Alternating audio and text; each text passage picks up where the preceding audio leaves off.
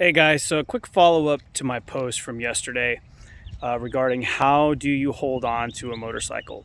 There's three things that you want to be doing. You hold on with the balls of your feet, your ankles, and your knees. So what does that mean? Well, the balls of your feet, they go on the pegs. Your ankle squeezes against either a footrest, and in this case on my Aprilia, it's the swing arm. You can see that this is falling apart, right? And then the tank. So you want to be squeezing with your knees, compressing your ankles, and resting the balls of your feet here. So that's going to create stability, and it's also going to allow you to remain relaxed with your upper body, especially in your arms. So when you're riding on the street, or if you're riding on the track, especially if you need to slow down, you want to squeeze with your knees. It's going to help you to absorb that force as you start to slow down and you slide forward. You don't want to absorb that with your arms. You want to use your knees to absorb that energy.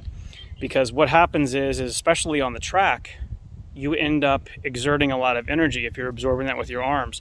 So you get physically tired and then you get mentally tired.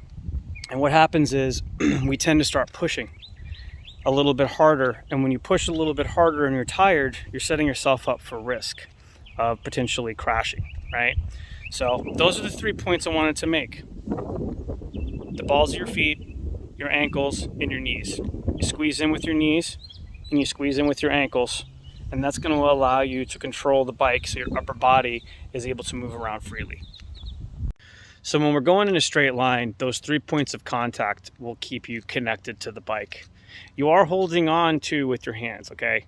But the point is that you actually are holding on with your legs. And so when you're going in a straight line, this allows you to stay connected. And then when you go to turn, if you're on the street, you can keep your legs connected to the bike. You don't have to stick your knee out. You don't have to do this Valentino Rossi stuff that you see people doing. You don't need to do that on the street. All right, the safe way is to keep yourself connected to the bike and lean into the corner.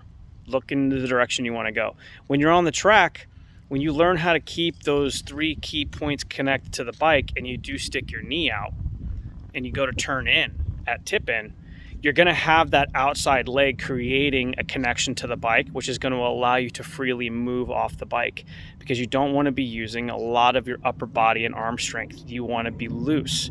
So this is the basis, the fundamentals of those connections to the motorcycle.